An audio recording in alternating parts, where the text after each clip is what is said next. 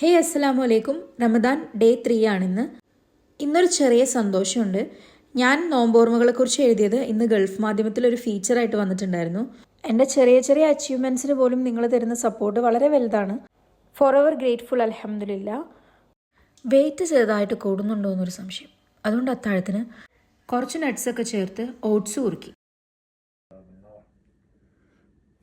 സുബൈക്ക് ബാങ്ക് കൊടുക്കാൻ പള്ളിയിൽ പോകുന്ന മുസ്തഫേനെ കണ്ട് പണ്ട് എൻ്റെ സ്കൂൾ ഫ്രണ്ട് എന്നോട് പറഞ്ഞത് ഇപ്പോഴും എനിക്ക് ഓർമ്മയുണ്ട്, നിന്റെ സെലക്ഷൻ അടിപൊളിയാണ്. രാവിലെ എണീറ്റ് നുഹാക്ക് ഫുഡ് ഉണ്ടാക്കി. തിരിച്ചു വന്ന് നോക്കുമ്പോൾ അവള് ബനാനയായിട്ട് മൽപ്പിടും. ശേഷം അവളെ കുളിപ്പിച്ച് റെഡിയാക്കി വെള്ളിത്താഴം അവിടെ പോയി കുറച്ചു നേരം ഇരുന്നു. നുഹാക്ക് ഇപ്പോഴേ ബുക്കുകളോടും പേനയോടൊക്കെ ഒരു ഇഷ്ടം കാണുന്നുണ്ട്. അവിടെ വെള്ളിത്ത പത്തിരിയുടെ പണിയിലായിരുന്നു. കുറച്ച് ഉണ്ട ഉരുട്ടി സഹായിച്ചു. ശേഷം ഈവനിങ് കിച്ചണിൽ വന്നപ്പോൾ ഇന്നലത്തെ നോമ്പുത്തോറയുടെ ബാക്കി ക്ലീനിങ് ഉണ്ടായിരുന്നു. കിച്ചണും ഫ്ലോറെല്ലാം ക്ലീൻ ചെയ്ത് വൃത്തിയാക്കി മനസ്സിനൊരു സമാധാനം കിട്ടി. ക്ലീൻ ചെയ്ത കിച്ചണിൽ കുക്ക് ചെയ്യാനാണ് എനിക്കിഷ്ടം. ശേഷം ഉന്നക്കായ ഉണ്ടാക്കാൻ തീരുമാനിച്ചു.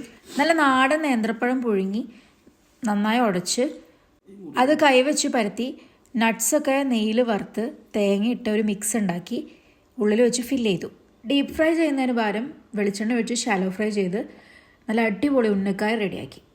കുക്ക് ചെയ്യണതിൻ്റെ ഇടയിൽ ഇഷ്ടപ്പെട്ട എന്തെങ്കിലും കേൾക്കുന്നൊരു പതിവുണ്ട്. എന്ന് പറയുമ്പോൾ അമ്മ എന്ന് പറയുമ്പോൾ ഇപ്പ ഇമ്മ എന്നൊക്കെ പറയുമ്പോൾ കുട്ടികളുടെ മനസ്സിൽ എന്തുണ്ടാവുക?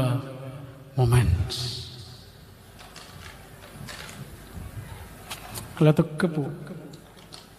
പുലർച്ചെ ഡ്യൂട്ടി കഴിഞ്ഞ് വരുന്ന മുസ്തഫേനും കാത്തിരിക്കുന്ന നുഹാനെയാണ് എനിക്കത് കേട്ടപ്പോൾ ഓർമ്മ വന്നത്.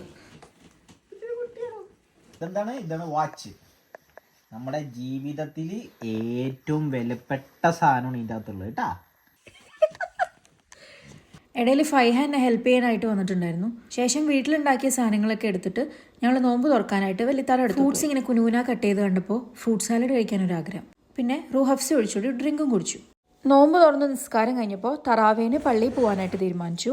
എല്ലാവരും കൂടി തൊട്ടടുത്തുള്ള പള്ളിയിലോട്ട് പോയി. അവിടെ സ്ത്രീകൾക്ക് പ്രത്യേകമായിട്ട് തറാവേ നിസ്കരിക്കാനുള്ള സൗകര്യം ഒരുക്കിയിട്ടുണ്ട്. പണ്ട് മംഗലത്തെ മദ്രസയിൽ ഉമ്മാടെ കൂടെ തറാവേഹിന് പോയ ഓർമ്മകളൊക്കെ പുതുക്കി. പള്ളിയുടെ ഭിത്തികളിൽ ഒരുപാട് ദിക്റും ദുആകളൊക്കെ എഴുതി വെച്ചിട്ടുണ്ടായിരുന്നു. പള്ളിയിൽ നിന്ന് തിരിച്ചെത്തി വല്ലിത്ത ഉണ്ടാക്കിയ പത്തിരി ഇറച്ചി നല്ല ആസ്വദിച്ച് കഴിച്ചു.